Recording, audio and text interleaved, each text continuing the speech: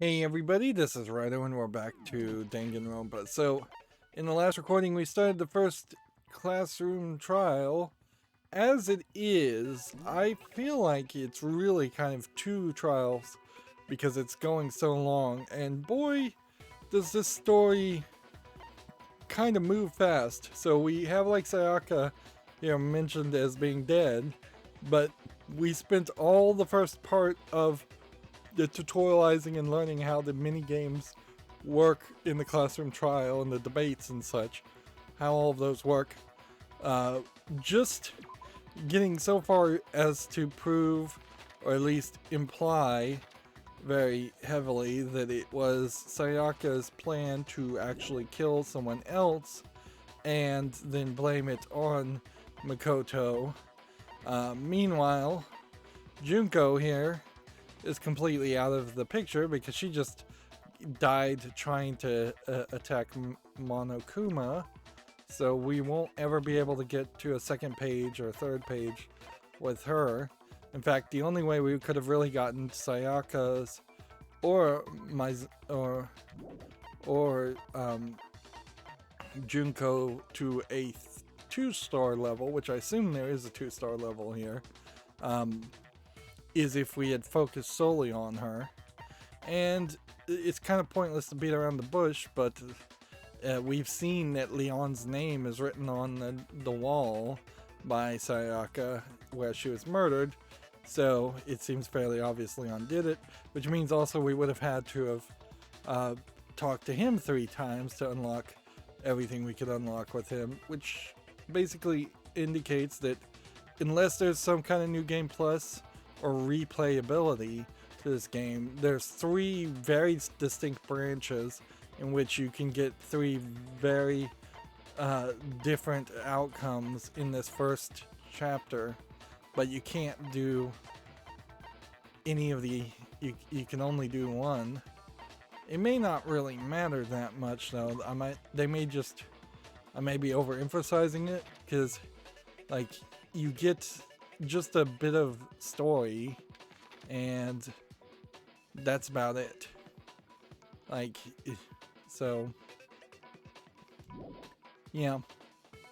Is there anything else to mention in the recap here? We've got plenty of presents. We've got way too many truth bullets. I can't help but feel like the entirety of the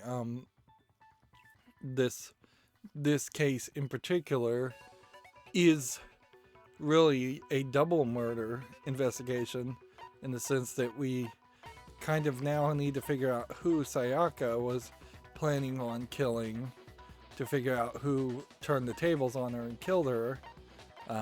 Plus, there's an extra dead body just for kind of no reason. So let's continue the classroom conversation. Oh, a couple other things I wanted to mention. That yes, everybody does sound like really weird, like it's a completely different voice actor in this section, which almost makes me wonder if the original PSP version of this game either had only voice acting in this section and not in any of the other sections, which would kind of make sense and it would save a lot of budget and time, and so they brought in newer voice actors to voice act through the rest of the game, in part, not really even that much. Or maybe it's the vice versa, and maybe there was actually no voice acting in this section, and this was the most effective place to put voice acting, which I would agree with that. So yeah, Sayaka convinced Makoto, the character you're playing as, to switch rooms with her. She then invited someone over through a message to come and meet her in secret. She switched the signs on the bedroom doors so that they would know to come to Sayaka's room even though it was Makoto's room. And then she immediately tried to attack them. They grabbed the gold samurai sword, which inherently, the fact that Sayaka told you to take the replica samurai sword, which I don't think really is even sharp, as a defensive weapon, became the Sayaka's own undoing. had that sword not been there, then the person she was going to try to kill probably would have just died. And in that scenario, Makoto probably would have been convicted and framed as the murderer. So once again, Makoto is coming off as slightly more lucky. But somebody did grab the golden sword and used it sheathed to defend themselves while Sayaka was attacking with the kitchen knife that she got from the kitchen. And at some point the sword becomes unsheathed, but it was after her wrist was hit with the sheath sword and it broke her wrist. But yeah, at some point it became unsheathed and there was a bunch of slash marks throughout the room, although maybe the slash marks around the room aren't from an unsheathed sword and are just from the sheath hitting the walls as a sign of struggle. I also wanted to say, there is some phrases that are used somewhat from Japanese animation, but I think in general the idea of cheesecake being pretty usually female characters in lewd appearances, and then beefcake is like the male equivalent of that. I was thinking maybe that's the wrong way to use those phrases, and I'm just going to throw this out into the ether just in case anybody ever wants to agree with me on this or disagree. Because I could see a skinny, good-looking guy and being soft and sweet, and that being considered soft and sweet like a cheesecake, where beef is tough and like full of protein and strong. And so when we look at a character like Sakura, who we'll see here in a second, I'm sure, I think she definitely justifies the idea of being a beefcake character. Now, arguably, you could also say Sakura is so scarred and so unrealistically muscular, done as a joke, that she doesn't even fall into the beefcake category in that argument. And I'd be willing to agree with that also. But I definitely have seen some muscular bodybuilders in real life of females, and yeah, I definitely would say that they would fall more under the category of beefcakes than cheesecake. There's actually an anime even that's all around females being bodybuilders and being muscular. So yeah, maybe we should not genderize cheesecake and beefcake and more put it as the body type, because both can be attractive, certainly. Alright, but that's definitely a side rant that I just was thinking about and I wanted to throw in here. That must be when her wrist got broken and she was forced to drop the knife. The tables were suddenly Yep. turned on her. I would say she's more beefcake than cheesecake, Sakura. We still have no clue, or at least we haven't really proven at all, who she was planning on murdering. Yeah, but looking at Sakura, having all these like scars over her body is not particularly physically attractive. It's visually interesting to say the least, but it shows a life of being like in a lot of fights with bladed weapons in particular, or weapons of some sort. Also, if you were to actually anatomically try to identify each of the muscles on her arm, there's way too many muscles and they're in the wrong places. And the veins, certainly. That's all that's all a distraction. Moving on. Just hold on. That can't be true. Makoto absolutely does not want to believe that Sayaka was using him when A, I've already seen this, so I know that it's true, and B, it's kind of fairly obvious. I bet she lied about everything that happened and she didn't even remember you from school, or she just vaguely remembered you from school. I guess she had to have remembered you because she did offer a couple pieces of information, but I bet she had zero interest in you at school, and she's just been using you up until that point. Yeah. Because In a funny way, like, I would think that Sayaka could easily have truly had developed feelings with Makoto, considering how he knew her before she was super popular, although she was even popular when they were in high school, so I could see trying to develop a legitimate relationship there, but you have to be really careful with celebrities in general, because they all put on fake faces. It is also worth mentioning that all of the characters on the left have this zoom in and zoom out animation of their faces that's supposed to, I guess, represent them being emotional or talking.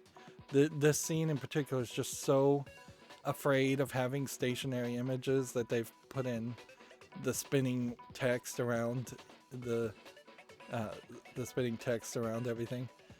If they had just done this with dialogue on the bottom, I would have been fine. Instead of this is kind of crazy. It doesn't, for me, raise the tension or make the game feel more like action filled. hey, you guys have totally derailed the argument. So yeah, Monokuma gets us back on rail. You're being super boring right now. Come on, hurry up and decide who did it. Yeah, they determined what happened, but not who killed her. It'd be awful if I had to punish you all just because you ran out of time. He didn't say anything about there being a time limit. Oh yeah, we gotta decide who we think did it. Makoto, right now you just need to concentrate on figuring out the answer to this mystery. This is very video gamey, where Kyoko is just directly telling you, you've got to be the decider, you've got to lead the conversation. They're trying their best to have other characters ask questions, but really it is all Makoto all the time.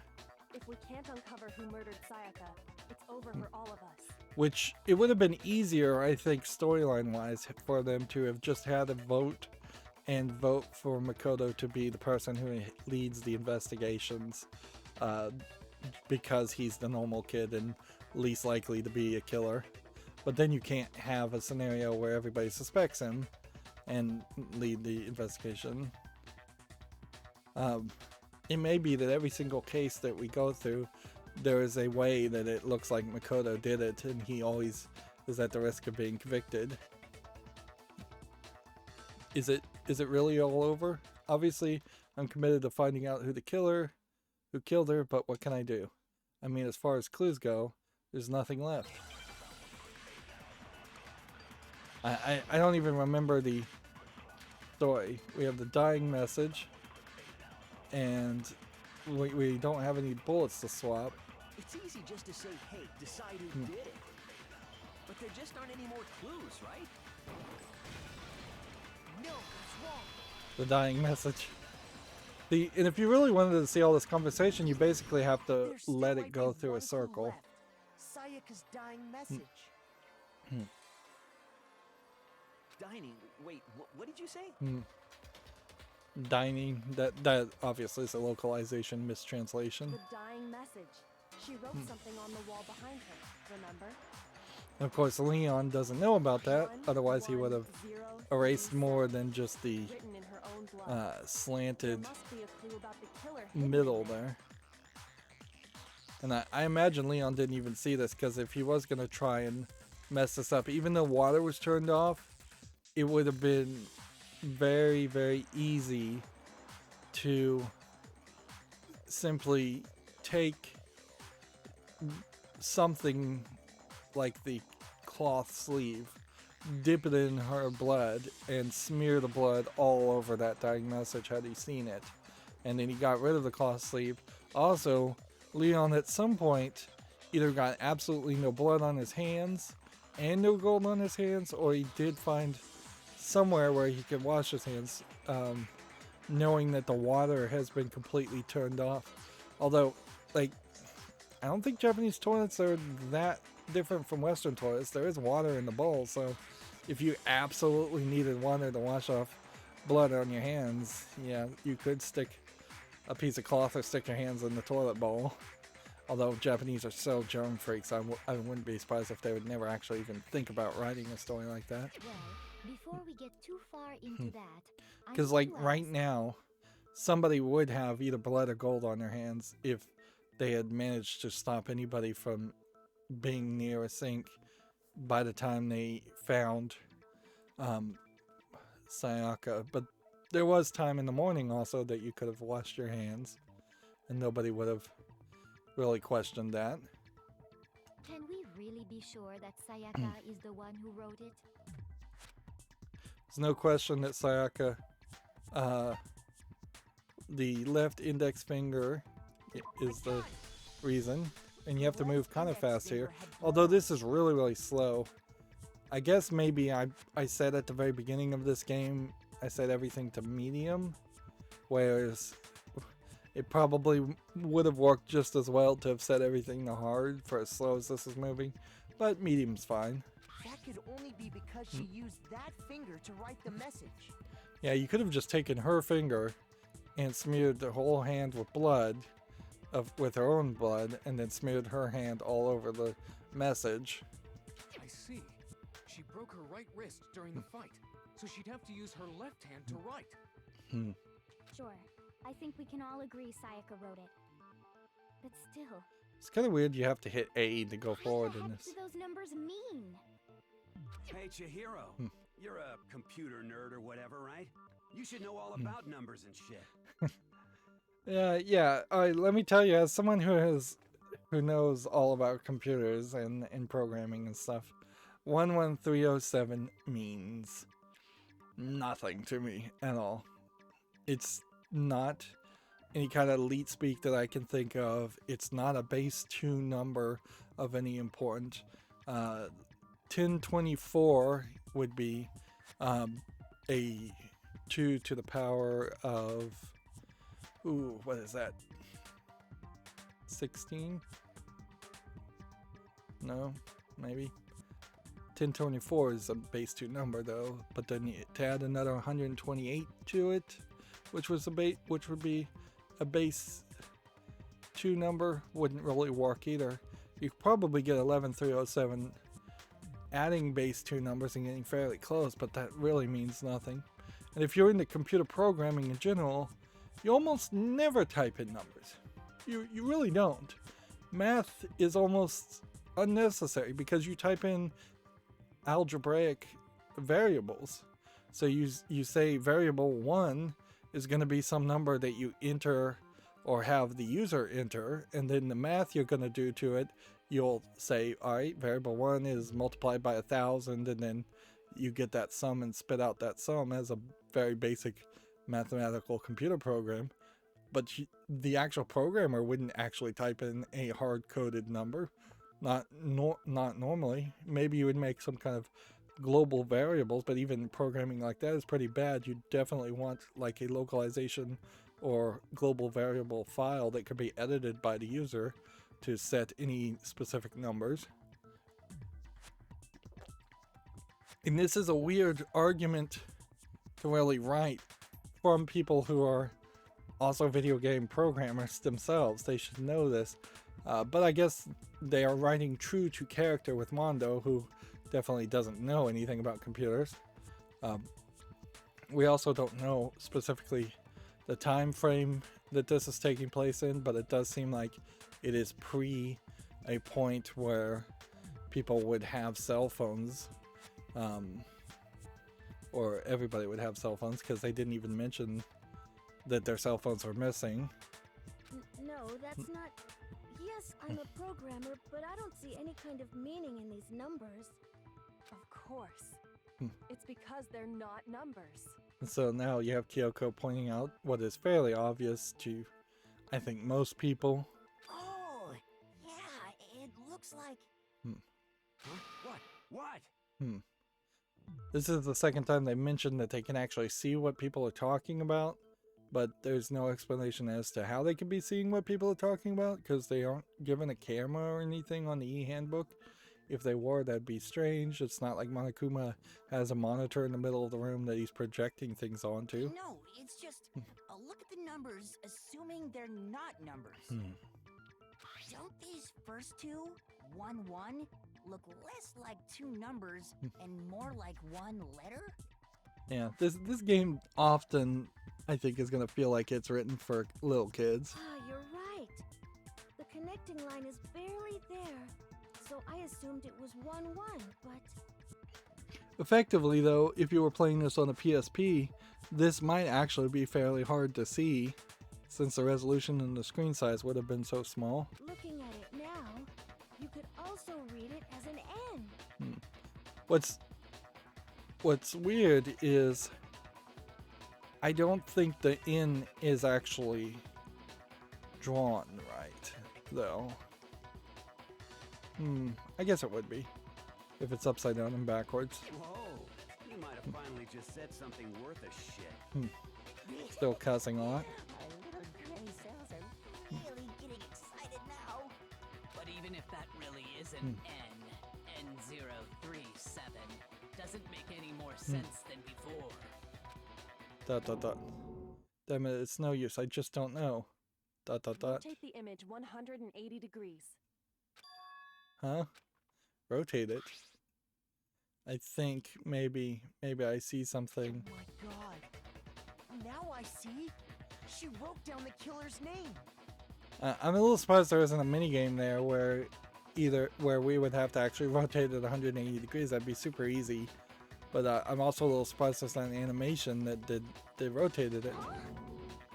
You just shot past the clue part and right onto who did it. So, whose name did she write? Sayaka's dying message reveals the killer's real name. If you turn her message 180 degrees, am I gonna have to do a hangman's bluff? It should be crystal clear. See, at a certain point, so they just want you to pick Leon. Here's my answer. At a certain point, there was a lot of Wii games and like Nintendo DS games that had these kind of gimmicks and were barely games. It probably was a little too late at this point when this came out to be still making games like that, though. If this was a Nintendo DS game, I wouldn't be surprised if they actually did have you like flip the whole DS upside down and then they used an accelerometer to see if you actually did it. If you turn the message around, I don't know, maybe I'm just more used to being able to read things upside down and backwards. Because that's fairly easy. If it was a 6, 7, 8, 9 letter word, it would probably be more difficult to figure that out. But 4 letter words is pretty easy. I could have basically scrambled all the letters too, if necessary, and still ended up with Leon. Because all the other, use the letters L-E-O-N. like, all the other names are so Japanese, and you kind of, I mean, should just take a moment to recognize that. Now, we have very, very Japanese names, and then you have Leon, which is not a Japanese name at all. Which they should have just said he was a transfer student, if that's the way they were going to go with that, and he wasn't actually Japanese. Celeste is the only other name, but we know her name isn't really Celeste. L-E-O-N. Or more accurately, Leon. Yeah, and then in the Japanese version of this, I wouldn't be surprised one bit if his name isn't Leon, and they actually did draw some kind of symbols that, which in Japanese, a symbol upside down and backwards probably does look somewhat considerably different. What? Is that gonna make a sound? What the hell are you talking about? It's just a coincidence. It's just a bunch of random squiggles that happen to look like my name. Yeah, he was also surprised earlier about the dying message because he hadn't seen it. No, it's not random at all.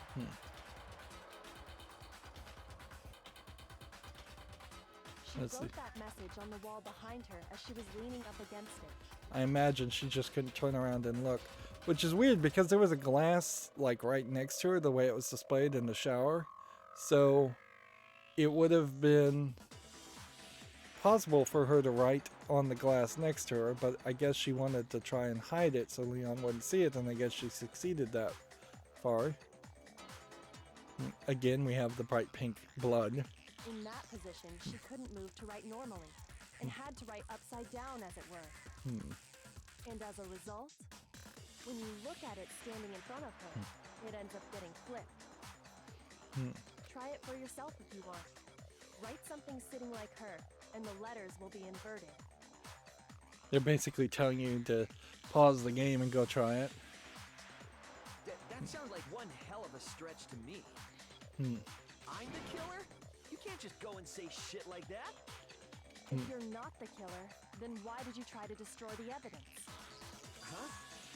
You know what I'm talking about, right, Makoto? The evidence Leon tried to get rid of? Let's see, what was the evidence he tried to get rid of? It's the thing I found in front of the incinerator, which would have been the burnt shirt piece. I got it! You mean the burnt shirt piece I found laying on the ground by the incinerator, right? Yeah, but As the killer stabbed Sayaka, they must have gotten some of her blood on them. it's not like Leon is wearing a different shirt now. And to dispose of the shirt covered in the victim's blood. So he just had multiple shirts of the same kind, which kind of implies that all these people in their wild anime fashion all have multiple costumes of the exact same design and appearance. But one piece burned off and got left behind. See, when you look at Leon right now, he's wearing kind of like a t-shirt, and over that he's wearing a coat. Up until this point, he's been wearing a t-shirt in that coat. So he would have had to wear a completely different outfit to meet her for kind of no reason, because he wasn't expecting to kill her at that point. Well, maybe he had time to, though, because if he had to go back to his room to get the toolkit to open the door when she locked herself in the bathroom, then he could have changed his outfit at that point and prepared to murder her. And the killer didn't notice. If they had, they most certainly would have panicked. Isn't that right, Leon? Okay. But is one scrap of fabric enough to conclude that Leon is guilty? Yeah, I mean, Leon's not the only one wearing a white button-up. He's not wearing a white button-up right now, and I've never seen him wear a white button-up. That's right. There are plenty of other people here with shirts like mine. So, like, the if anything, this is probably a point where we should question what is Leon really wearing, and does Makoto just see the world completely different from everybody else? Because that might be the case, is that we might just be in some kind of weird, demented dream of Makoto's, because we've never seen him presented as having a white button-up. Unless you're saying the shirt, the coat he's wearing right now is the white button-up, which maybe, I guess that's the argument they're making, is that he's just wearing a button-up, like, dress shirt, school shirt, but then having the entire front open. I guess that might be it. But yeah, that certainly has got me questioning whether what we're seeing is real, more than I probably should at this point in the game. Just that one little charred Or piece. There's no way early. you can say for sure who Early it into the belongs to. game, relatively speaking. You're right. That alone isn't enough. But there are some other points that may reveal the truth. The question I would like to know is, how did he get the shirt in the incinerator? Are you finally starting to understand? The answers to all the riddles are right here. Yeah, I think so. Burnt remains of the button-up shirt, which the killer wasn't able to get rid of, is something we need to pay attention in order to figure out how it was disposed of, where it was disposed of. Where the disposed of was destroyed, if we focus on that, the killer will become clear. where it was destroyed. You're talking about the trash room incinerator, right? How the fuck is that supposed to make anything clear? Looks like I just embarrassed myself in front of my... So then you get like a heart reduction if you make a mistake, and I feel like that was a mistake. So now we're back and we have 4 more hearts at this point, only because we've succeeded so well in everything else. And that gives you back half a heart. I don't know what our score really is going to be. Maybe you can't even get S ranks on these challenges. Maybe it's only A ranks. That'd be weird. Almost every game uses S ranks if it's a Japanese game. If we look, we should figure out who the killer is. Oh yeah, that's a good point. I think I know what you're gonna say. You can't reach the incinerator without opening the gate in front of the trash room, right? Yeah. And obviously, you wouldn't be able to hit the switch to turn it on either. You need the key to get in, and the one with the key was the person on cleaning duty. So the killer had to be whoever was in charge of taking care of the trash, right? Interesting. So now the suspicion is being shifted to Hifumi. You just realized that? No, that's wrong. How come that's not voiced? There was another way to use the incinerator without being the one on cleaning duty. Interesting. I guess they're intentionally putting any line of dialogue that they didn't manage to get voiced and recorded as blue thinking in your head dialogue. That's an interesting idea, certainly, to save yourself in case the voice actor couldn't get a line done or ran out of time. But you could only do it in very specific scenarios. A lot of times a line has to be voiced. And that's exactly what proves Leon is the real killer. Alright. Man, this is still just going on forever. The shattered crystal ball is still the only truth bullet. It's fun. It's ridiculous. They moved us to having multiple truth bullets. Key to the trash And whoever was on cleaning duty must have had it, right? So the only one who could get to the again, this is just incinerator moving really slow, but then you have this was drift. the person in charge of the trash? And you'd have to get close to the incinerator in order to destroy them. And that's where we counter.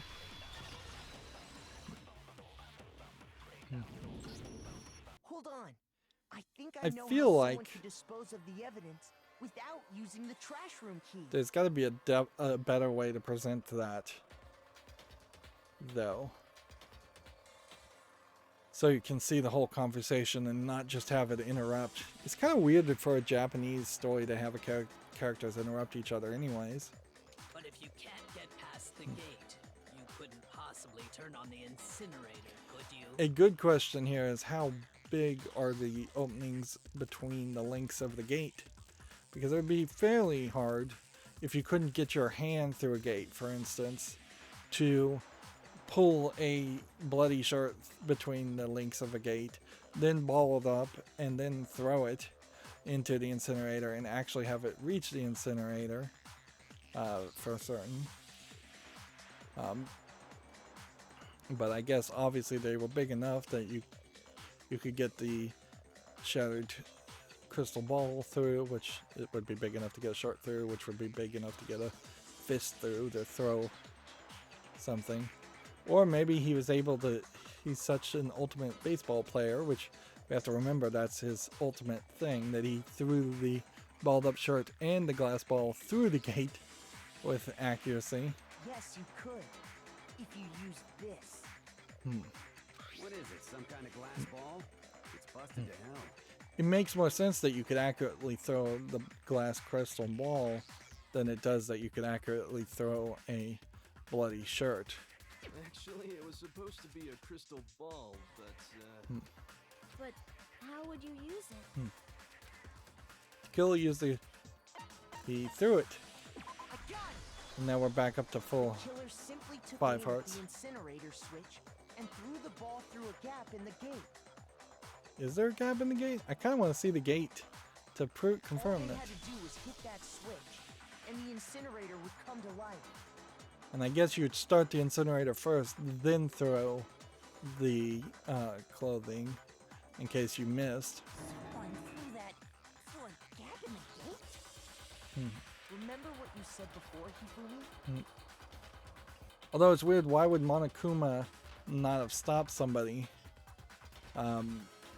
even getting close to the gate when he did with Makoto? Someone turned the incinerator on. Very strange. I'm quite certain it was off last time I was down here. Perhaps it was the work of a fairy. Did we need that flashback? No. So the only way the incinerator could have been turned on without his knowledge was because the killer was able to hit the switch without opening the gate. Once they got in the incinerator going, all they had to do was ball up the shirt and toss it in. Yeah. It's kind of like a dangerous toss, certainly. Hey, come on! I mean, maybe you could What is this? wrap a shirt very tightly to make sure it's a ball form. But I feel like you could just catch a bit of wind the wrong direction and totally miss that throw. All you have to do is look at the scene to know that the killer never actually went inside the trash room.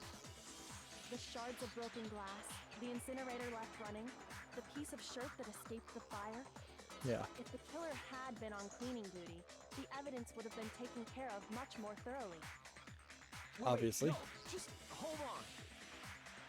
But the distance from the gate to the incinerator has to be at least 30 feet, right? Now I question, how far away is a pitcher's mound from a catcher's mound? 30 feet? I would be surprised if that's about right. Although, we've also seen only that he was a batter, not a pitcher, and it's kind of weird to have Leon be the ultimate baseball pro and be good at both pitching balls and both as a batter. It kind of shows either a ignorance or willful ignorance between the pros that are the batters and the pros that are the pitchers in baseball, and just assuming that if you're good at baseball, you're good at every station, which is not true. The pinpoint accuracy you'd need to throw a glass ball that far and hit something that small. Could someone really do that? That's right. There's no way. It'd be impossible.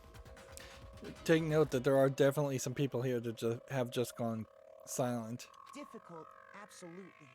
Impossible? I don't think so. Because the killer is... It would have been a challenge, the ultimate baseball star. I got it! I could have accused other people. The killer is the ultimate baseball star. Isn't that right, Leon? Do you have any idea how stupid you sound right now? A target 30 feet away would surely be little challenge for the ultimate baseball star. You can't be serious. I'm not the killer. These goddamn shipper brains have got it all wrong. I'm telling you. You still won't admit it? Okay then. Do we have any more evidence, or is this just this case finally wrapping up? I'm glad I ended last recording at 2 hours. It would have been 3-hour long episode to get to this point. Makoto, go ahead and review the incident one more time to make his crime perfectly clear. And with that, we can end this. Again, Kyoko is just telling you to play the game. Listen to me. What the hell do you mean end this? Say what you want, Leon. But all the questions have been answered. And the truth has been revealed. Now here's what happened. Okay. The closing argument is about to begin. Would you like to hear more? And I feel like the closing argument element here is just inherently going to be underused because you're only going to be able to do it at the very end of each trial, and as such it's probably a element that should have been left on the cutting room floor for the sake of speeding things up. Every case has one last element to bring the class trial to an end. This is the closing argument. I don't know how much of a score or how this might sway people's opinions. This is so obviously scripted for everything that either you fail miserably and get a bad ending, or you do it correctly and then Leon gets accused in this instance. In this phase, you give a complete summary of the case. Also remember that Leon, if he really is a killer and we figure that out, he gets killed. If he isn't the killer and we accuse him, then everybody else gets killed except for the person who was the real killer. So Leon would still die. So there's no benefit of being accused if you're not the killer. You have to reproduce the flow of events in the case in the form of a comic book. Once again, I believe this is going to read right to left and clearly is more akin to a manga than a comic book, although it might be in color. However, you'll notice that in the comic there are a number of pieces missing. It's up to you to complete the comic using the provided truth panels. Also, if you aim at a missing section and press the A button, holy cow, you'll get a hint that might lead to a breakthrough. Well then, good luck and have fun. And do we have a timer on this? Yes. Okay, so we've got a lot of things here. So he arrives and you drag and drop this here, and then she tries to kill him. I'm gonna scroll over here, and are we gonna use all these panels?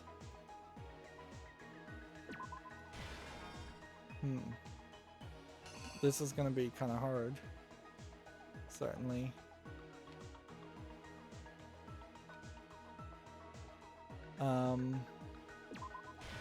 Is that right?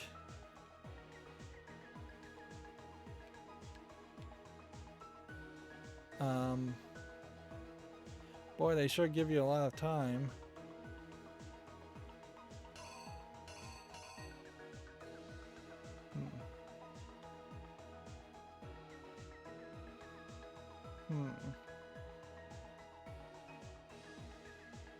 I mean, that could be right too.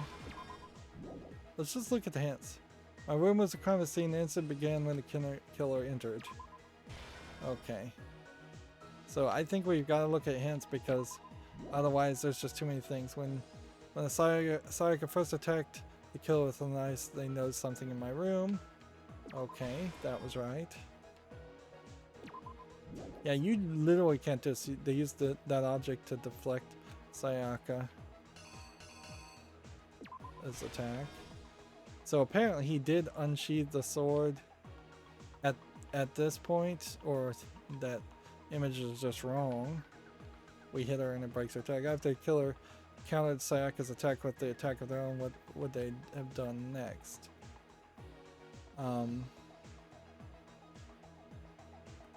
Well...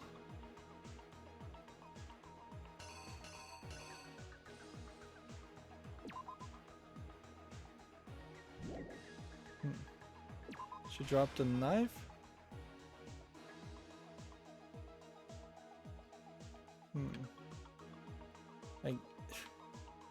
This isn't messed up. Alright, so she's behind the door.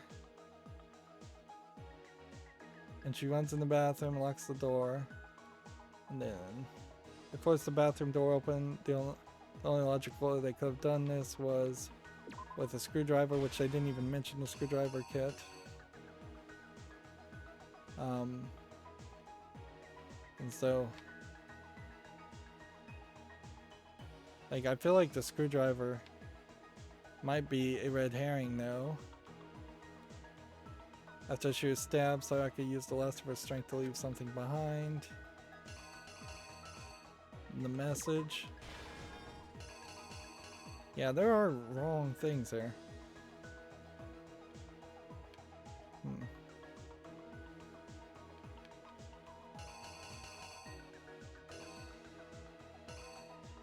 Let's see.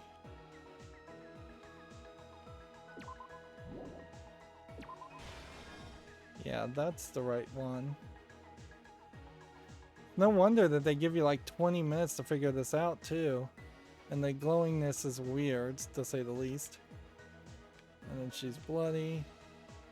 Act 3, the killer used an item to help dispose of evidence. And the killer is just going to be a gray blob.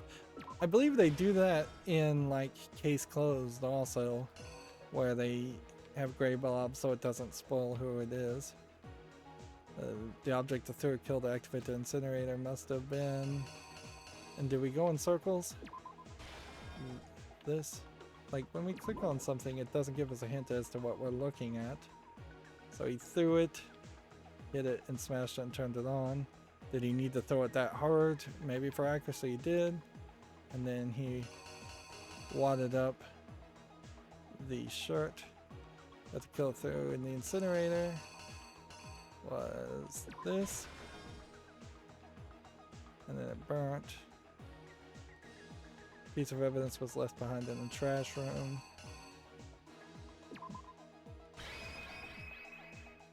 So, seemingly, there's one extra item here that you could have gotten wrong.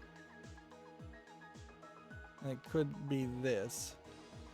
Unless there's something I missed, but obviously I didn't miss something. So, yeah. The question they're really asking you is did he defend himself with the sheath or did he attack her with the unsheathed sword?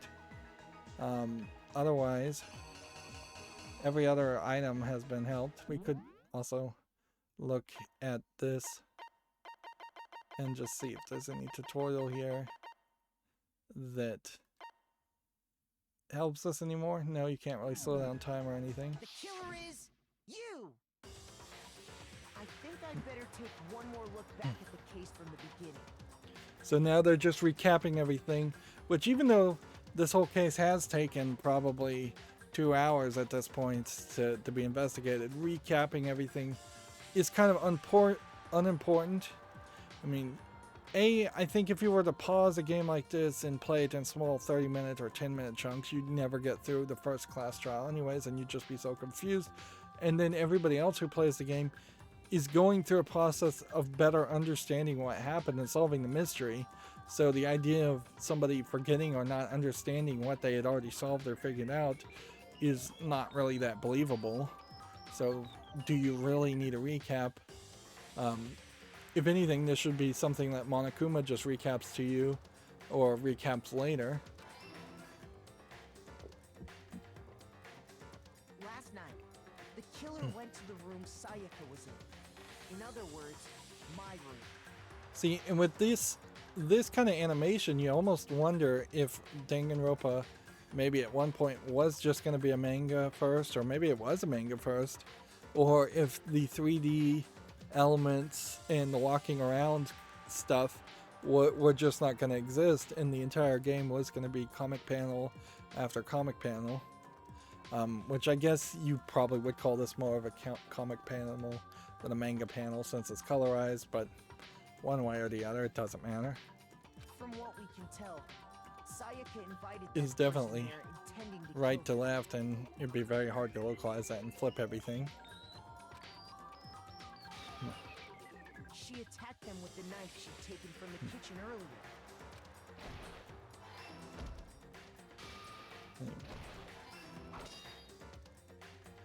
But then something happened that she wasn't prepared for. They grabbed the fake sword I put in my room and fought back. And see, had that not been that way, she probably would have killed him, and then Makoto probably would have been blamed. I don't know if the fashionista though would have During the survived. struggle, a strike from the sword broke Sayaka's right wrist. Now, is that sheathed or unsheathed? I don't know. And I guess it doesn't matter. No, that didn't lay out my reasoning right. I needed to rearrange the events of the case, so I made a mistake. Alright, so that was the one. So, do we now have to do the whole reenact all over What happened? again? During the struggle, Well, thanks, a good. strike from the sword broke Sayaka's right wrist. I guess that saves you some time. And then he unsheathes it. And that's when she lost her grip on the kitchen knife.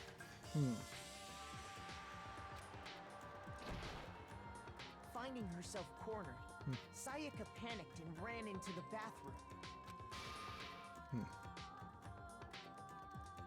killer went after her. What's funny but couldn't is get the bathroom door open. the door is clearly depicted as having a lock on it. If it was just a handle without a lock, then why is there an interior circle with a line animated? So even the writers were not in good communication with the animators. I'm talking about the image in the middle of the screen. Now if you look in the lower right screen, you can see there is no keyhole on that side. What they didn't know was that my bathroom door got stuck easily. And there was Sayaka knew about that because I told her. But of course the killer Oops, had hit no way A of too knowing. quick. So instead, the killer forced the door open, took the kitchen knife,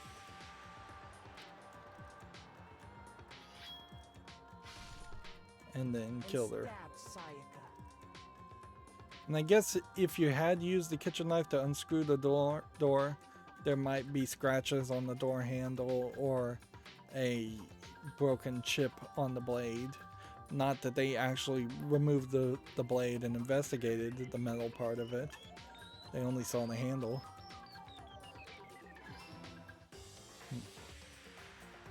But with what strength she had remaining, Sayaka left a dying message. To keep the killer from noticing, she wrote it on the wall behind her.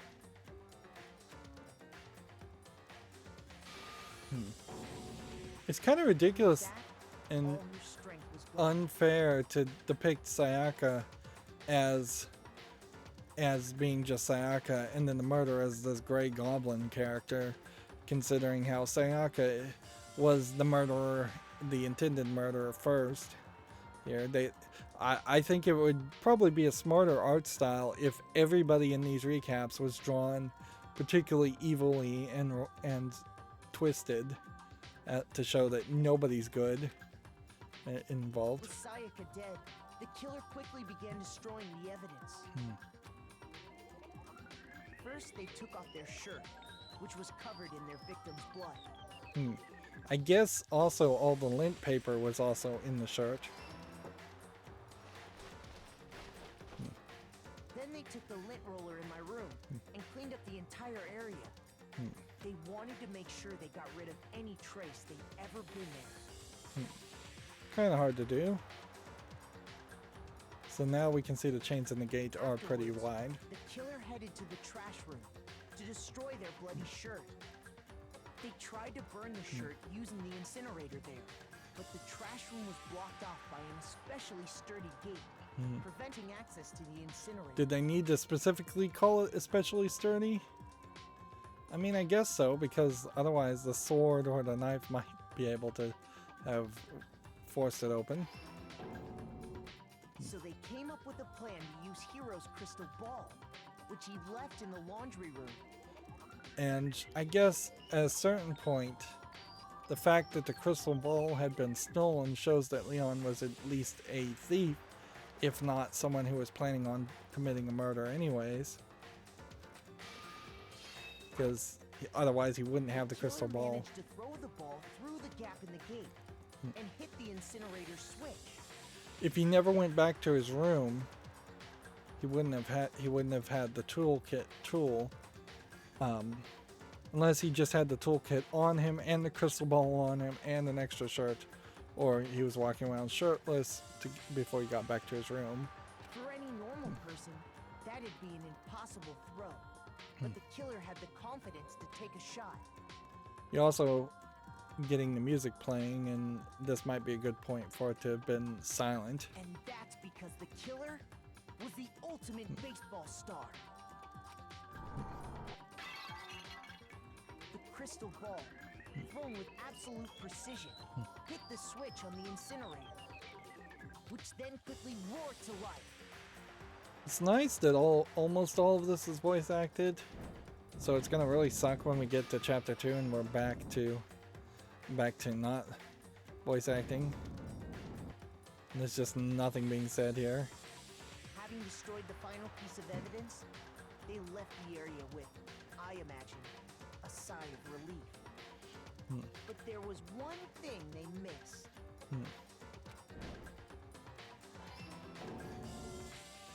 Part of the shirt they'd thrown into the fire burnt away and fell out of the incinerator.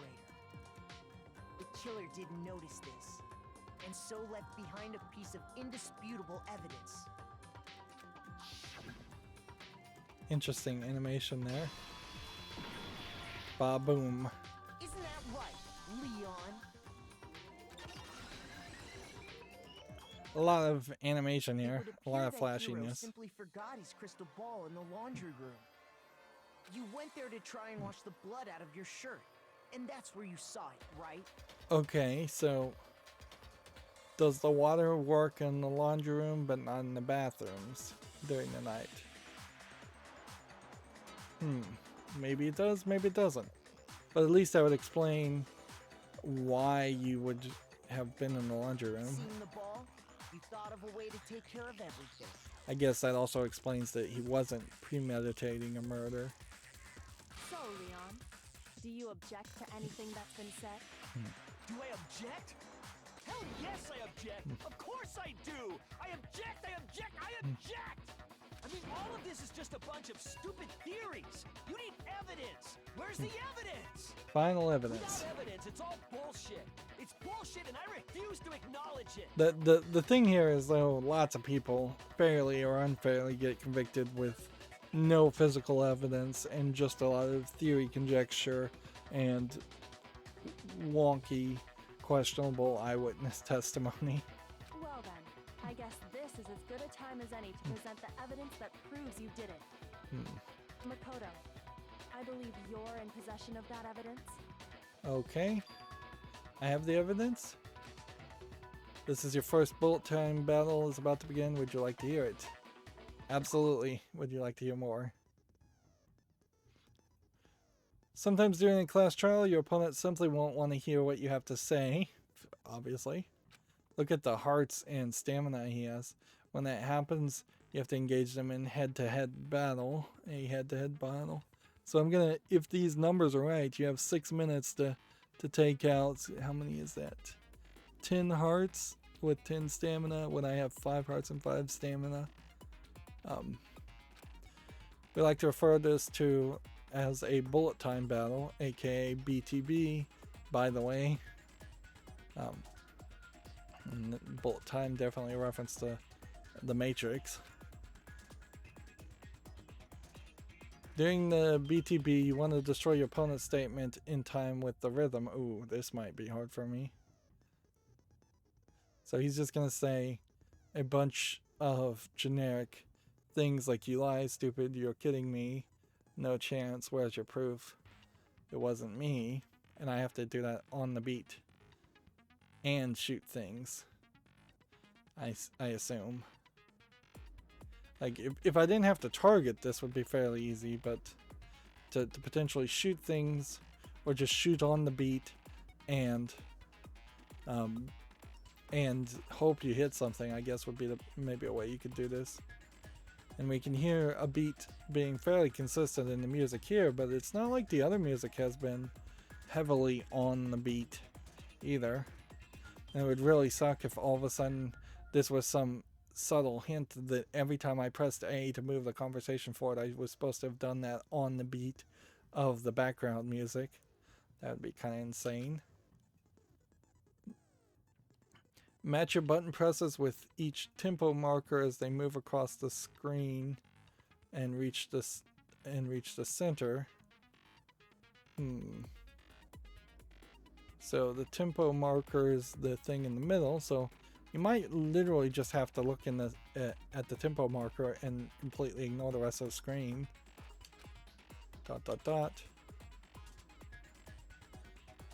Press the A button to lock on to an opponent's statement. Okay. Destroy a statement you've locked on with the Y button as the tempo marker reaches the center. ... Well, do I have to do that multiple times? So is this just AY on a beat? Use this method to deal damage to your opponent. If you can't pull off, you'll be the one in pain. Do it consecutively in your starter combo. Keep this going in your initiate a tempo up. Oh good, just making it more difficult. It's really, really crazy to probably 11 to 12 hours into the game, institute a rhythm mechanic, and we can't even save, so yeah, this is going to be crazy. On the flip side, if you keep missing, you'll get into a tempo down situation. When the tempo changes, so does the timing for hitting each button, so watch out for that. So I don't know if how much of this is a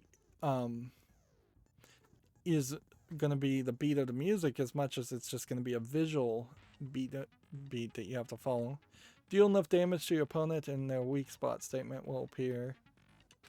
At that point, you can press the Y button to shoot it down with a truth bullet like any other statement. Okay. So missing that would really suck. Refute the statements fast enough and you'll come out victorious.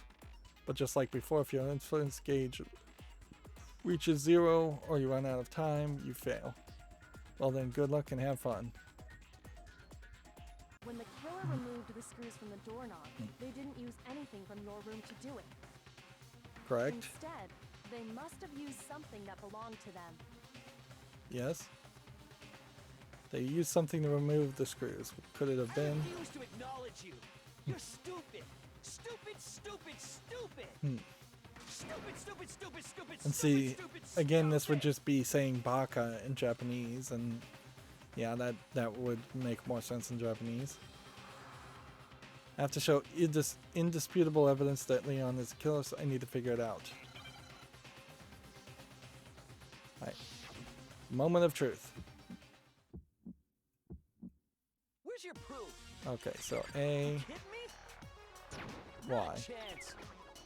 It wasn't me. Alright, so it's A, Y. Okay. You lied. Stop talking. Shut up. So it is just looking. You kidding me? Not a chance. Stupid. You lied. Shut up. Where's your proof? You kidding me? Not a chance. It wasn't me. Stupid. You lied. Stop talking. Shut up. I don't know if I can do this.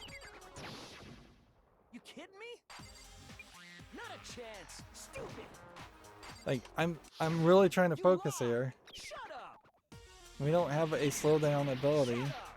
Stupid. Like, any wrong button press kind of doesn't work. I really Where's messed your this. proof? This should prove it. And you just hit Y, you don't even have to focus. That really sucked, because I've done fairly great in this with every other gameplay mechanic, and everything moved so slowly, and then that just moved at a rhythm and pace that just did not work for me at all. So am I ever going to get an opportunity to turn down the difficulty, or have I potentially screwed myself here late into the end of the first chapter when I realized that this one gameplay mechanic is just too hard? They made a huge mistake here, and most video games make this mistake, where they don't have you play a section and determine what the difficulty should be for you. Instead, they just give you prompts of difficulties, and there's, I don't think, any way to change the difficulty unless you can go back to the main menu at some point and change it there. That may be later on something we have to do. Otherwise, we're going to run into a rage quit scenario, and it'd be very ridiculous to rage quit a game like this because of a rhythm game. But yeah, that's a bad idea. They should have had the rhythm game be something we have gotten used to and have been doing earlier in previous conversations, or just like a practice mini game somewhere in the school. I wonder what kind of tool the killer used to remove that. Let's just finish this. I mean, it had to be a screwdriver, right? Oh yeah, I'm pretty sure the toolkits we got each had one inside. And that must be what he used. There aren't any other tools anywhere. Yeah, oddly. But the toolkit in my room had clearly never been used. That's because the culprit didn't know it was your room. They thought they were in Sayaka's room. Only the boys got toolkits, so the killer naturally assumed there wouldn't be one in there. In a funny way, this does integrate the idea that they overthought things way too much by having the toolkits be given only to boys and girls, and they've overcomplicated the story to make it more of a mystery when it just was done in a very unnatural way. Okay, then whose toolkit did the killer use? It would have been easier to simply, at the first assembly, hand toolkits or presents to everybody and have everybody open the presents in their bedrooms later and find out that there were toolkits or something else. Stupid, stupid, stupid! Whatever, let's move forward. It had to be their very own toolkit. There is, since I have seen more of the story, I'll say there is some problems that they are painting themselves into corners with that are coming up in this story, which is making the story more awkward, that only get revealed later on in the story. And I don't think it's because there was a genius writing this story and there is a bigger mystery that even I haven't seen revealed yet. I think it is just a case of that they wanted to reveal some things, but then the things they reveal come into play and have some effect on previous scenarios. Stupid, stupid, stupid, stupid, stupid! This might have been a case where had they written the end of the story first and worked their way backwards, they might have been better, smarter about it than writing forwards. Leon, would you mind showing us your toolkit? If I'm right about this, then Of course, they don't have the toolkits on them. the screwdriver will show some evidence of being used. Stupid, stupid, stupid! Huh? And if you say you used it for something else, you'll have to explain exactly when, where, and why. And let me say this right now. I lost it isn't an excuse at this point. Stupid! Stupid! Leon's not particularly smart enough to think up of a good lie here. So, yeah. Let's just move forward. And this is a very different life's drained out of him animation that they've gone with. It's not visually consistent. I don't think they should have used this. So, you have no rebuttal? Then it would seem we are finished here. This would be funny if it turned out they were all wrong, but then that would be the end of the game, and while this would have been a long enough game for a Westerner, it's not enough for this. So I'm getting points, and I got a C at the end, and I got an A for everything else. So unless there is some kind of special thing you can do to get S ranks, I guess there aren't S ranks unless there's a new game plus way of getting S ranks. But I don't know with that final section if I'm ever going to be able to get S ranks. I got 929 points, which maybe that turns into like 90 Monokuma coins. I bet it doesn't turn into 900 or more. And yeah, we can kind of expect, if we're really lucky, we'll get A rank for every chapter and class trial. And there could have been 1,000 points, I imagine, if I'd not made some mistakes. But it's fairly easy to make mistakes, frankly. Oh, so that turned into 75 Monokuma coins. Okay, that's a weird translation. How do you get 75 out of 929? Divide by 3? Divide by 2? Yeah, I don't know how you get that. So let me just assume that if you get S rank, you get 75 coins. That makes a lot more sense. I mean, A rank gets you 75 coins.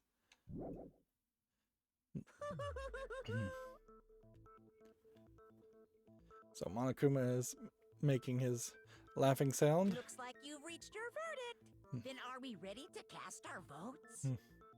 So it'd be funny if they let you vote and then you can just vote for the wrong person. You all have a lever in front of you. Use it to make your selection. I definitely feel like the story was in part inspired by Survivor as a TV show. Although I'm not sure if in Japan Survivor even aired, let alone became popular. Oh, just to remind you all. But there certainly probably are similar stories in Japanese media. Make triple sure you vote for someone. You wouldn't want to be punished for something so minor, right? So you have to vote. ... Hey, then let's get excited! Who will be chosen as the blackened? Will you make the right choice or the dreadfully wrong one? What's it gonna be? What's it gonna be? Monokuma. He's still kind of a speed bump to the story. You need a bad guy, certainly, but Monokuma is also trying to be a personality on top of being a bad guy, and that way he's being written and voiced two different ways. So Leon is found guilty. Flowers and jackpot coming out from like a jackpot slot machine. Ooh, looks like you got it right on the money. The blackened in this case, the one that killed Sayaka, was none other than Leon Kuwata. ...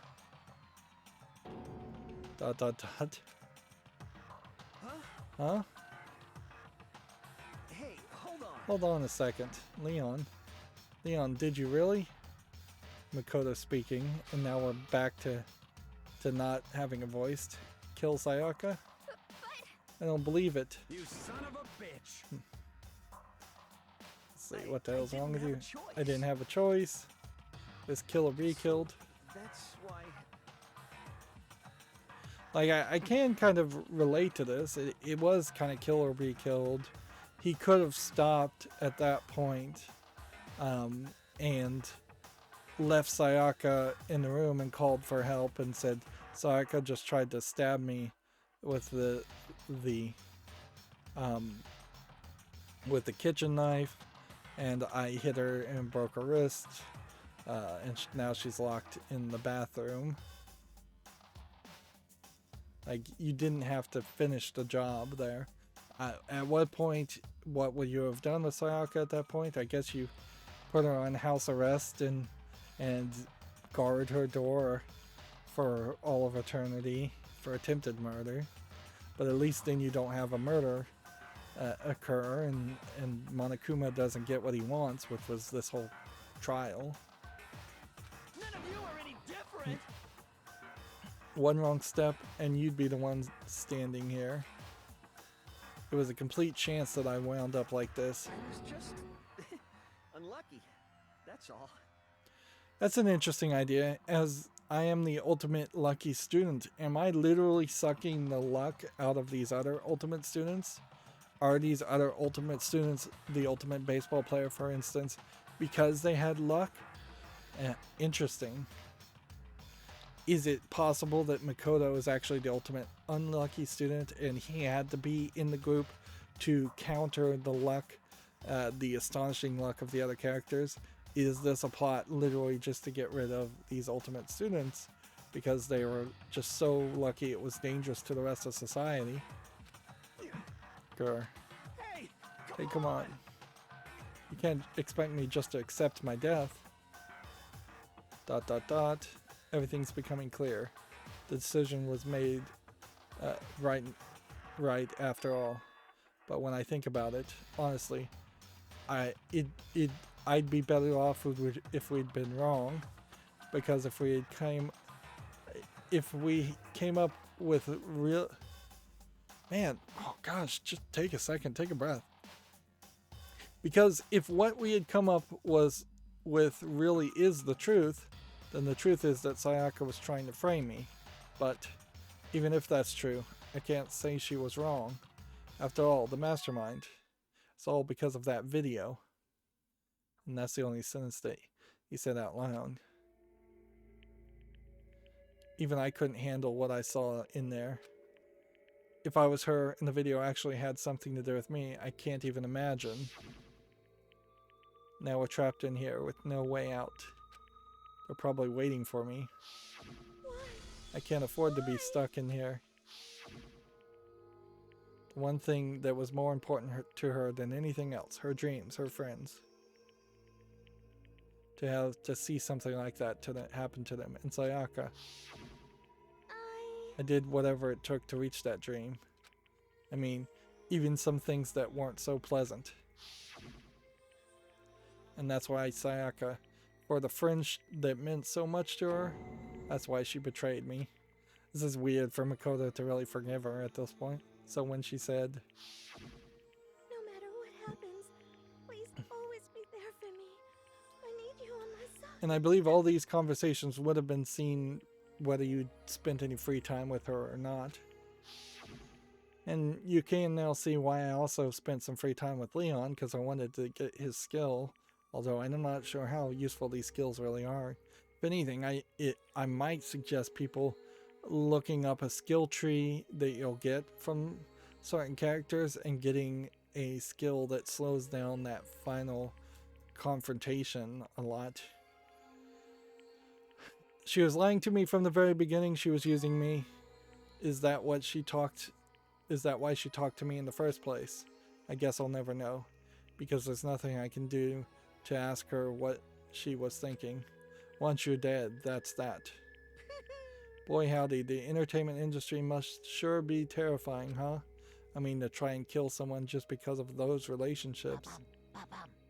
She seems so nice and lovely on the outside, but on the inside, she descended into pure madness. What did you say? I understand, really, I do. Yep. It's like Monokuma can read your mind, too. You're in utter despair thanks to Sayaka's betrayal, right? Compassion, intimacy, love. The stronger those feelings, the stronger the despair when they collapse. Stop screwing with us.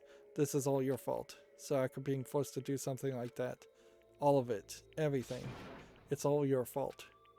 Suddenly in frenzy, I lunged at Monokuma, but... That's enough. Kyoko stops you so you don't get killed. As angry as I was, Kyoko latched onto my arm without hesitation. Her grip was like iron, strong enough I was sure it would leave a bruise. Calm down. If you really want to make her enemies pay for what they've done, you need to let it go for now. ... Damn it. Ah, that was a close one. I thought for sure you were going to give me a good walloping. Just barely avoided punishment, you did. Yes, indeed. Now then, since you magnificently revealed the identity of the killer during the class trial, the blackened Leon Kuwata will receive his punishment. Punishment? Punishment, question mark? You mean execution? Yep. Wait a second! I didn't have a choice. I had to kill her. Yeah. It's weird to have specific lines not voiced when other lines are voiced. They should have a whole conversation when they shift the camera to somebody, either be completely voiced or completely not voiced. One or the other. Just don't pop between the two. Yeah, that's it. I was protecting myself in the heat of the moment. It was self-defense. How exactly was it self-defense? When you forced your way into the bathroom, did you or did you not use your very own toolkit? After she shut herself in the bathroom, you went out of your way to head back to your own room. Then you came all the way back, broke into the bathroom, and killed her. Am I wrong? Do you understand? You had any number of chances to stop what you were doing, but you chose not to. It's not because you had an unclouded intent to commit. Is it not because you had an unclouded intent to commit murder? So... No, that's not. Stop it. I've had enough of this. Oh. Oh, are you sure? You were closer to her than anyone, were you not? He killed your precious Sayaka, do you understand? I can't say Leon is solely to blame. Of course, I don't plan on blaming Sayaka either, because the one to blame is him. Sora? If it weren't for you, then this never would have happened to Sayaka or Leon. we shouldn't be fighting each other. We should be fighting against the one who put us in this situation, the mastermind. Oh, uh-oh, did this awaken your sense of justice? Well, it just happens that there's nothing more unethical than an unwavering sense of justice. That's a interesting thought, and there might be an argument to that. Certainly, we've seen lots of stories where somebody thinks they're justified, and then they do all kinds of horrible things. After all, it's people with that sort of mentality that perpetuate war all around over the world. Is that the kind of justice that's awakened within you? Just shut up. Oh well, anyway, more importantly, let's hurry up and get to what everyone's been waiting for, the punishment. I'm begging you, please, don't do this. See, weird they have that one specific line voiced when you're only going to get it to use it once. No more begging, no more excuses. You must pay the penalty for breaking the rules. Society demands it. Stop, please. And so now he's just going to beg for his life. Now then, I've prepared a very special punishment. For Leon Kawada, the ultimate baseball star. So I guess they're going to reuse that line, but not the bottom part of that, obviously. No. Let's give it everything we've got. It's punishment time. I suppose it is, like, true that there is, well, at least I've seen it in anime and Japanese shows, there does seem to be a almost perverse desire amongst high school students and Japanese people in general to see other people punished. Yeah, I think it certainly is an offshoot from the fact that the Japanese are just so programmed / brainwashed into following rules that the only thing you can do if somebody even breaks the smallest of rules is demand punishment be seen. But yeah, it's just it's weird. Certainly, you'll often see the phrase punishment games mentioned in Japanese media as like forfeit games or truth or dare type games would be popular in the West. So maybe it's a translation issue more than anything, but I just think there's also a different mentality there.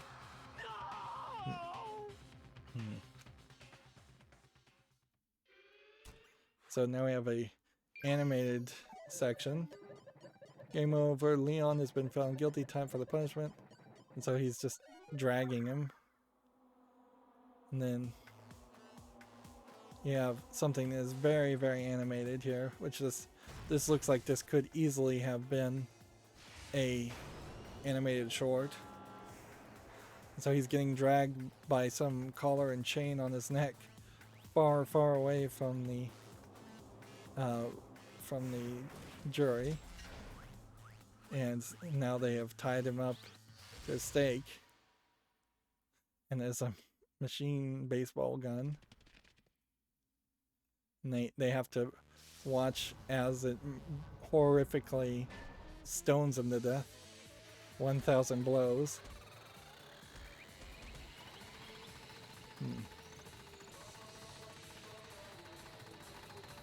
Like, it's childish and extreme and ridiculous. Now, I don't know if Monokuma is really beating him with the baseball bat as the baseball gun is hitting him, or if he's just swinging the bat in circles. Yeah, it's childish and almost gleeful. Interesting, we're getting custom music playing here. You can see blood on the baseballs. And I guess the idea is if you are trying to instill despair, a horrific execution would certainly instill that in everyone. What we just saw. And then they just all walk back to the room, which seems kind of ridiculous. But also you can kind of tell that scene was obviously animated by a different group of people, probably done later when they had more budget approved, or earlier when they were using their budget for flashier things. And I wouldn't be surprised if they were thinking that maybe they would not even show that scene and it would just be talked about. What we just saw, that was the true face of despair. I mean, if we can call it that. What else could we call it? Extreme! Woohoo, extreme. See, yeah. Man, my adrenaline is pumping right out of control. I'm not sure if we're not just going to get a bunch of sound effects from a bunch of people. What's going on? I can't take it. Can't take this anymore. Do we really have to keep doing this? No, you didn't have to do this in the first place. Just don't kill anybody, regardless of what Monokuma says, no matter what. I just can't take it. Well, hey, if you don't like it, all you gotta do is swear to cut all ties with the outside world and accept living here forever. Which, honestly, they should just say that, even just to pay lip service to it. But that's only if every single one of you can get on board with that. Well, honestly, they should just all say that anyways. Waha. Waha. Damn you! Again, Monokuma needs to be kind of a bad guy, but they make him as half a childish, like, enthusiastic psychopath or sociopath who doesn't realize the difference between good and bad, and then half the time they make him act like he is a actually evil, malevolent creature. And no duh, that's what they're trying to do with the split appearance, is that he's kind of got a split personality. It just, I guess you'd best compare it to like Harvey Dent, Two-Face in Batman. And I just don't think Monokuma's written well enough for that idea. Man, nephew, what if you're doing all this evil stuff to us? What the heck? Evil, you make it sound like I'm some dark, awful secret society type of guy. Kinda is. Say what? Or in this case, a dark, awful secret society type of bear. Well... So why are you putting us, an upsiding young citizen like me, through such a grueling ordeal? Hey, Seems like you're trying to use common sense to make sense of something that doesn't make sense. That's like trying to put a mile on a scale. I just don't think it's possible. Hey, I don't think what you're saying and what I'm saying quite fit together. You piece of poop. I don't know who you are, but I'm gonna pound your butt into the ground. Pooh. You must really hate me to get so angry, huh? But if you do that, you're barking way up the wrong tree. What happened because more than one of you decided they wanted to get out, right? No matter how much time passes, you can't cut free of your regrets from the outside world. You're the blame. I think there should be an if in that sentence. If you can't cut free of your regrets from the outside world. Of course we can't cut free of the outside world, being trapped in this insane place.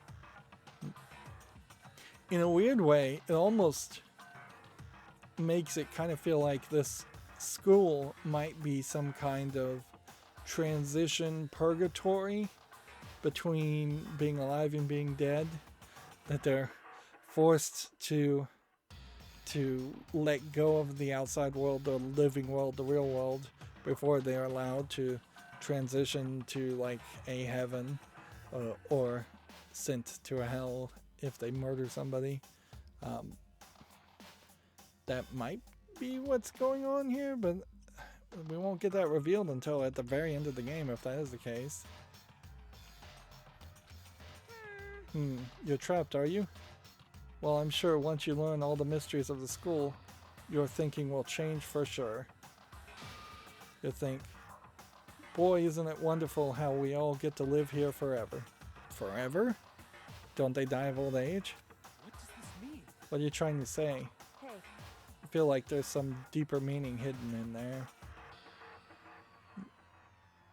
Yeah, it does also kind of feel like it could be that these people were saved and like some kind of World War III happened outside the gates of the school, and there's very few people alive and they're all in miserable apocalypse world now.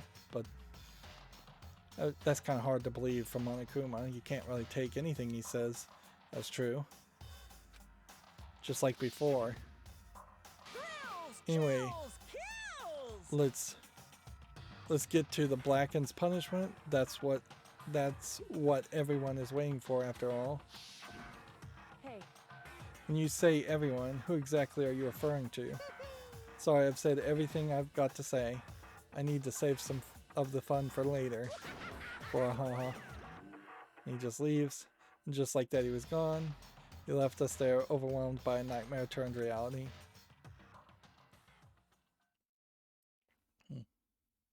Even after he's gone, we stood there forever, unable to move. Actually, no. It wasn't that long, I think. Everyone just lost their sense of time. We were all too scared. Scared of being alone. And so, I would have thought that would have been the perfect point to end the chapter. Now, do you need a custom animation with Kiyotaka crying? Maybe, maybe not. It's probably not that hard to add crying tears to a face that's already been drawn, though. Mondo, Chihiro, crying a little bit. This is believable. High school students, certainly. Like, I think a lot of the story does veer into feeling inappropriate in the fact that it is high school students when you could have aged these up to college students or even like people in their 30s or 40s work adults.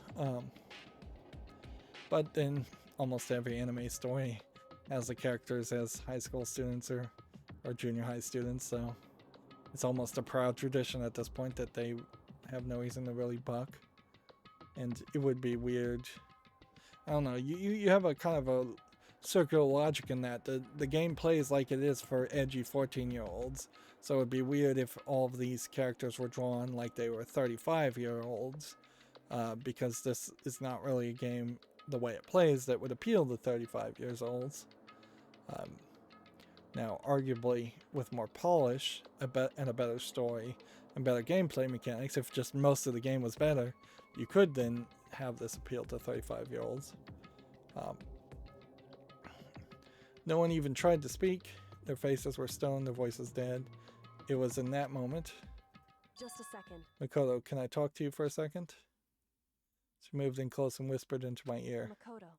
Before we head back, there's something I want to talk to you about. ... It's about Sayaka, isn't it? ... I'm surprised you figured it out. Listen. I told you before the class trial started. You had to figure out the mystery of this case yourself. You wanted me to realize how Sayaka betrayed me by myself, didn't you? The thought never even crossed my mind. I feel like such a fool, being such an easy target like that. It's true. Sayaka meant to double-cross you. That's a fact I can never change. But even till the very end, she wasn't sure of her decision. That's why, as she lay dying, she was thinking of you. She was thinking of me? How? She was thinking of me. You can't just say something like that. I mean, there's no way you can know that. Only Sayaka would know for sure. And we can't ask her now. However... Even if you can't ask her, you can infer it, don't you think? Her final thought was how she could protect you. What? So... The fact that she used the last ounce of her energy to leave her dying message proves it. If she didn't care what happened to you, she never would have left the message. Well, maybe she just wanted to get back at the person who had killed her. Certainly. That's certainly one possibility, but I guess if she hadn't written Leon there, then Leon would have escaped and everybody else would have been killed. Possibly. So, yeah. It is also very possible she just wanted revenge. But I don't think that's what it was. Anyway. She was uncertain. She wasn't sure she could kill someone or deceive you, which is why her plan failed. Her hesitation attracted failure. Right. It's almost ironic when you think about it. ... Why are you telling me all this? Because you're the kind of person who can overcome this. Because you can move past the depths of your friends, Sayaka and Leon, and keep moving forward. Correct. Without someone like that, the others would never be able to break free of such a desperate situation. Move past their deaths. I could never do that. ... No. I'm going to carry them with me for the rest of my life. How could I possibly move past something like that? Leon, Sayaka, I'll carry them with me forever. I feel like it's kind of unfair here, though, that Leon's not marked as dead yet. It's kind of unfair that we have this fashionista character, Junko, and she's just out of the picture completely. Like, they just had nothing to do with her at all. That seems so weird. Feels like there's got to be a branching path or a time rewind mechanism or a new game plus where Junko does not die. Because even if she was supposed to just be the cheesecake character, to use that phrase that I was talking about at the beginning of this episode, she kind of fails to even be that character. She's not shown that much, and you don't interact with her that much. If anything, she is kind of a basic looking fashionista that the writer almost intentionally killed in favor of some other looking characters like the gothic Lolita and the plain girl and Sakura and Toko, which Toko looks plain but she has a filthy mouth on her, and Ioi and Kyoko. We now also are at a point where there's considerably fewer people that look crazy and wild in their appearance, although they all do look pretty wild. Yeah, that seems kind of sucky that we've forgotten about Junko. I'll carry their memories with me wherever I go. ... So instead of forgetting them, you're choosing the hard road. Well, I have high expectations for you.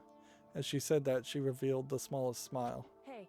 By the way, I have to admit, I'm curious. How did you know I wanted to talk to you about Sayaka? Oh well. ... I'm psychic. He's starting to pull that joke. What? Huh? Kidding. I just have pretty good intuition. So, yeah. The idea here is because I had hung out with her, I got her mannerisms, which did involve a skill that we got from Sayaka, but I guess that's the implication here. Either that or he's just repeating things. Chapter 1, To Survive, is done. The end. Surviving students is already down to 12. So at this rate, to be continued. This so feels like it wanted to be a anime. We've now got the Despair Bat, which probably wouldn't be a present we'd ever actually be able to give and use. Do I want to save the data? Alright, so now we're getting to the point where I think there's probably less than 10 chapters, so I think we're safe to just constantly go forward with save slots. And if I do have to come back, then that's going to be a thing we can deal with later. And let's see. At some point, I think more things will unlock, so we can investigate more areas and get more nice coins, and that's what we'll probably end up doing at the beginning of chapter 2. It'll be interesting to see if we have something that if we get enough presence where it really matters, or if we're taking a bunch of time or just a small amount of time between each murder. So it'll be interesting to see if chapter 2 starts the next day or a week later. Kind of feels like it should be a week later. Proof that you've cleared chapter 1. The name really doesn't sound pleasant. It creates a foreboding sense that something very bad has begun. And so, yeah, I don't think... Like, we can actually count here, can't we? If this is doing the prologue and this is chapter 1, then chapter 2, chapter 3, chapter 4, chapter 5, chapter 6, chapter 7, chapter 8, chapter 9, chapter 10, chapter 11, chapter 12, chapter 13, 14, 15, 16, 17, 18, 19, 20, 21. So at maximum there are 21 chapters.